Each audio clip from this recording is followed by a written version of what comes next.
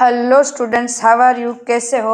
आज करने वाले हैं अपनी मैग्नेटिक प्रॉपर्टी। जो हमने लास्ट टाइम जो टॉपिक किया था उसका थोड़ा बाकी है, उसको करने वाले। मैग्नेटिक प्रॉपर्टी क्या होगी? Diamagnetic and paramagnetic. अब देखो, डायामैग्नेटिक मतलब क्या होगा? तो कि डायामैग्नेटिक में इलेक्ट्रॉन सारे पैरामैग्नेटिक और डायामैग्नेटिक दो है। एक में पेयर इलेक्ट्रॉन होंगे, एक में अनपेड इलेक्ट्रॉन होंगे। सारे के सारे पेड इलेक्ट्रॉन होता है तो उसमें होता है पेयर इलेक्ट्रॉन, पेयर में होते हैं तो ये डायामैग्नेटिक। क्लियर? जब अनपेड इलेक्ट्रॉन होंगे मतलब सारी की सारी पेयर नहीं होंगी, कोई ऐसा भी हो सकता है कि पेयर इलेक्ट्रॉन नहीं है, तो उसको बोलेंगे पैरामैग्नेटिक बराबर अनपेड।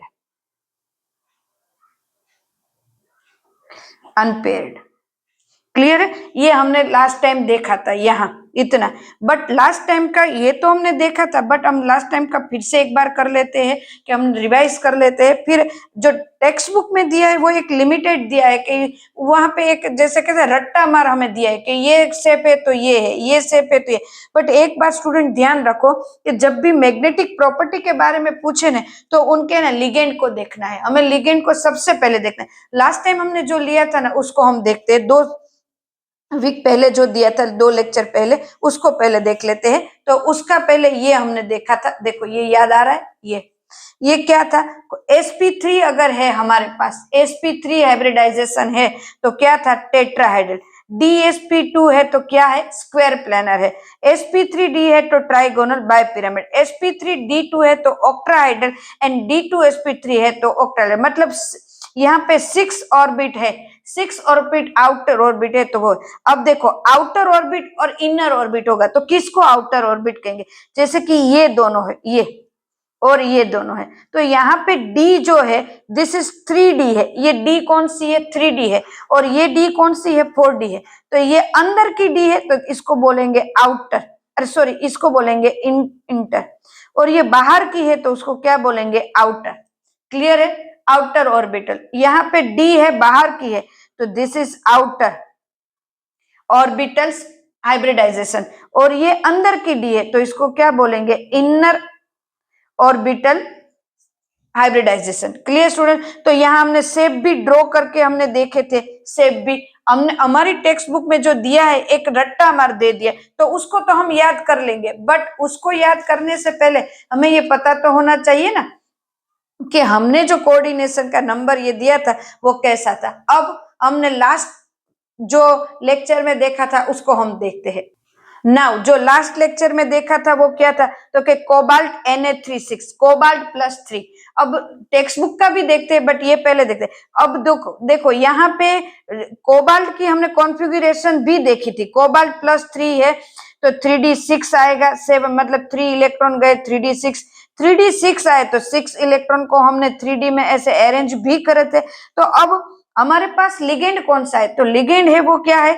NH3 लिगेंड है। NH3 लिगेंड है वो थोड़ा स्ट्रॉन्ग लिगेंड है, तो इनको क्या करते हैं? अरेंज करते हैं, रीअरेंज करते हैं। अगर रीअरेंज है तो लिगेंड को पहले देखना है, देन उसके बाद उसकी प्रॉपर्टीज देखनी है।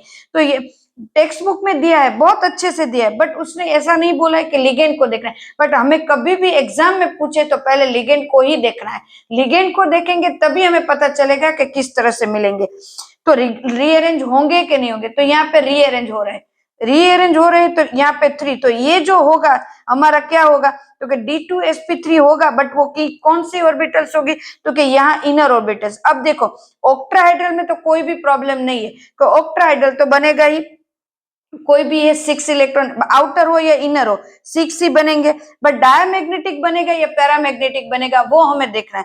तो यहाँ पे हमने देखा कि फिर से इसका रीअरेंज हुआ तो सारे के सारे इलेक्ट्रॉन पेयर हो गए। तो डी ने और हाइब्रिडाइजेशन में पार्ट लिया, कौन सी डी ने? 3D ने पार्ट लिया, तो ये बने डायमैग्नेटिक। क्लियर है? अब उसी कोबाल्ट का भी एक एग्जाम्पल लेते हैं। तो ये एक है कोबाल्ट F6+3। तो यहाँ पे जो है F है वो, F जो है कोबाल्ट प्लस है, तो F जो है वो इतना स्ट्रॉन्ग नहीं है, वो वीक लिगेंड है। वीक लिगेंड है ना, कभी वो इलेक्ट्रॉन को रीअरेंज नहीं करवाता, मतलब इलेक्ट्रॉन को वो ऑर्डर नहीं दे सकता कि आप फिर से अरेंज हो, आप पेयर में आ जाओ, ये नहीं कह सकता।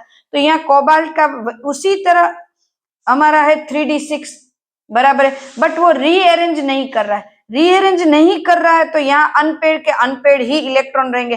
अनपेड इलेक्ट्रॉन रहेंगे तो F तो 6 है, F 6 है तो बाहर से क्या आएंगे, तो कि अब आउटर ऑर्बिटल डी की फील होगी। कौन सी ऑर्बिटल फील होगी, आउटर ऑर्बिटल फील होगी।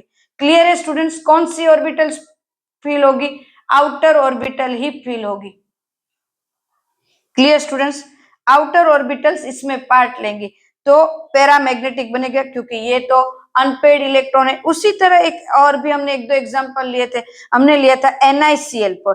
NiCl4 मतलब अब कौन सा है, निकल, निकल का है 3d8, 3d8 है तो क्लोराइड है, थोड़ा सा फ्लोरीन से अच्छा है, फ्लोराइड से अच्छा है थोड़ा सा, तो क्या करेंगे, तो कि इसको ऑर्डर देंगे रीअरेंज करने के लिए, तो 3d8 है, 3d8 में क्या करेंगे, फिर से रीअरेंज होगी, यहाँ पे 8 है, ये अनपेड है तो इसको पेड करेंगे और एस एक है वो इलेक्ट्रॉन पार्ट लेंगे यहाँ पे। क्लियर है, समझ में आ रहा है स्टूडेंट्स, यहाँ पे किस तरह से बन रहा है, तो ये बनेगा, बट यहाँ पे Cl4 ही आ रहा है, 4 आ रहा है, तो ये किस तरह से बनेंगे, अनपेड के अनपेड रहेंगे और साथ साथ में S और P ही पार्ट लेंगे।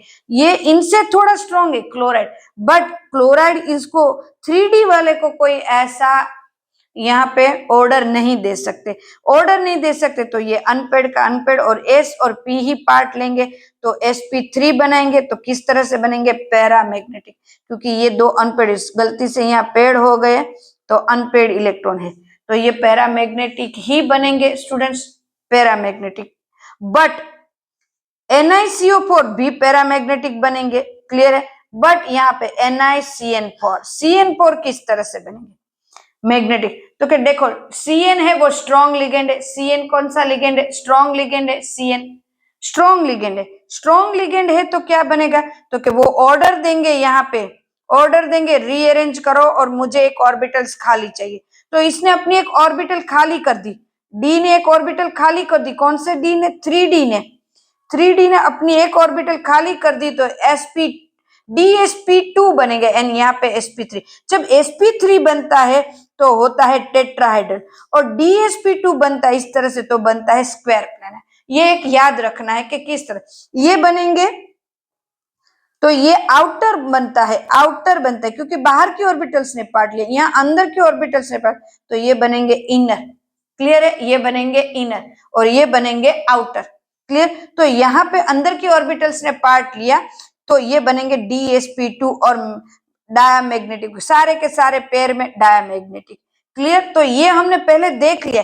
अब देखो टेक्स्ट बुक में जैसे रट्टा मार दिया वैसे भी हम देख लेते हैं कि टेक्स्ट बुक में किस किस को क्या दिया है, तो वो भी एक हम देख ही लेते हैं कि किसने किस तरह से दिया हुआ। तो वो तो एक क्या है कि 1 मार्क्स के लिए हमें थोड़ा बहुत याद रखना है तो कर लेते हैं, बाकी हमें जो भी देखना है मैग्नेटिक प्रॉपर्टी जो भी देखनी है ना, वो सारी की सारी मैग्नेटिक प्रॉपर्टीज हम लिगेंड को देख के ही करेंगे कि डायामैग्नेटिक है तो पेयर है और पैरामैग्नेटिक है तो अनपेड है। क्लियर है, तो यहाँ पे कुछ दिए हुए एग्जाम्पल हम ले लेते, लाइक दिस MnCN4,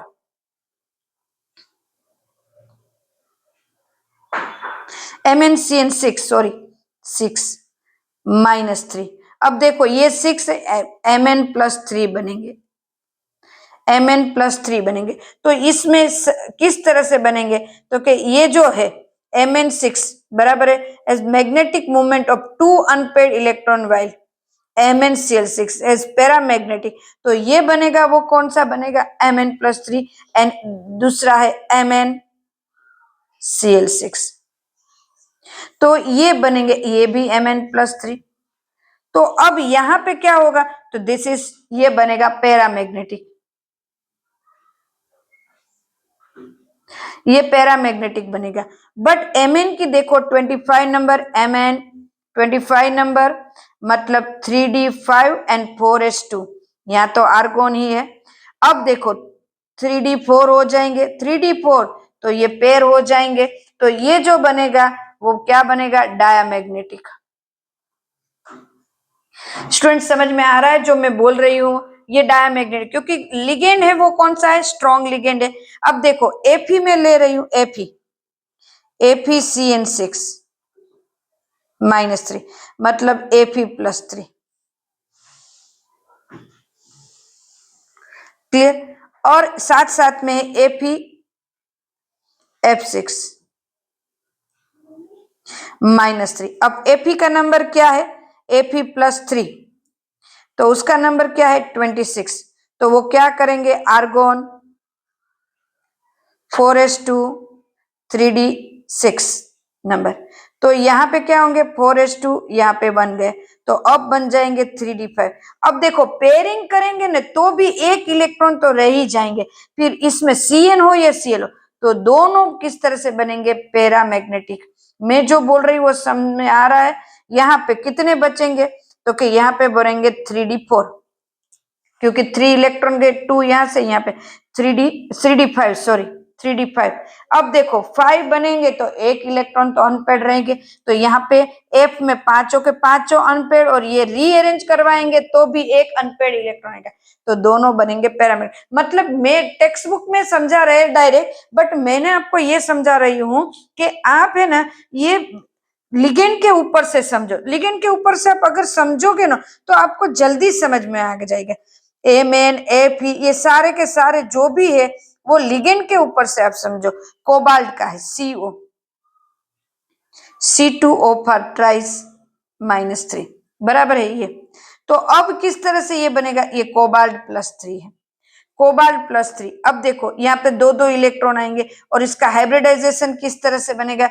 ये +3 है पर इसके तो 6 होंगे ना, डबल C2O4 डाइडेंटेड लिगेंड है तो 6 बनेंगे। तो यहाँ पे 6 की क्या होगी? D2sp3। क्यों मैंने D2 कहा, sp3d2 क्यों नहीं कहा? क्योंकि C2O4 थोड़ा स्ट्रॉन्ग लिगेंड है, तो आगे की d ऑर्बिटल्स को वो खाली करवाएंगे। दिस इज स्ट्रॉन्ग लिगेंड है। तो कोबाल्ट क्या है? कोबाल्ट का नंबर क्या है? 27 नंबर, बराबर है आर्गोन, बराबर है 4s2 एंड 3d7। तो यहां से 2 गए, यहां से 1, तो हो गए 3d6।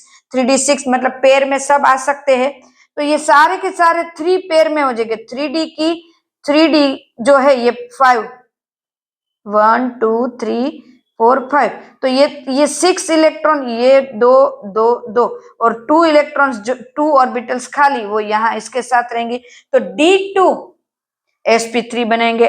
तो इनर बनाएंगे, इनर ऑर्बिटल कॉम्प्लेक्स बनेंगे, और उसका तो पता ही हमें कि ये डायमैग्नेटिक बनेंगे, और साथ साथ में शेप भी हमें पता है। तो मैं ये बोल रही हूँ आप जब भी करो, कोई भी लिगेंड के बारे में करो, कभी भी करो, आप कोई भी कॉम्प्लेक्स का मैग्नेटिक प्रॉपर्टीज देखो, मैग्नेटिक प्रॉपर्टीज देखो, उसको लिगेंड के ऊपर से ही आप याद रखो, और किसी के ऊपर नहीं। कौन सा लिगेंड हमने यूज किया है, कौन से लिगेंड से हम वर्क कर रहे हैं, हमें हाँ एक है कि हम थोड़ा बहुत उसको D4 है, D5 है, ऐसा हम थोड़ा बहुत याद रख सकते हैं, बट करना क्या है? लिगेंड के ऊपर से फिर उसकी कॉन्फ़िगरेशन देखो एंड देन करो। जैसे मैंने यहाँ 6 और 27 में S में से 2 गए, इसमें से एक 3d6 बचे, स्ट्रॉन्ग लिगेंड है, 2 2 की पेयर बनी, 3 एंड 2 खाली रह गए।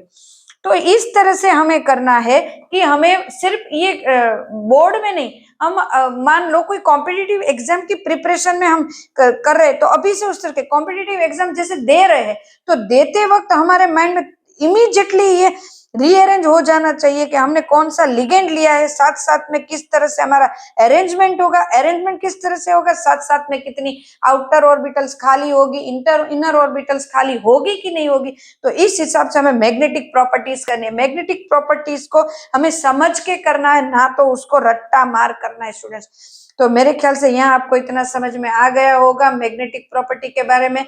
अब कुछ भी डाउट है आप एनी टाइम मुझे पूछ सकते हो, व्हाट्सएप में मैसेज करके या तो कमेंट में मैसेज करके आप पूछ सकते हो। तब तक के लिए students bye and take care.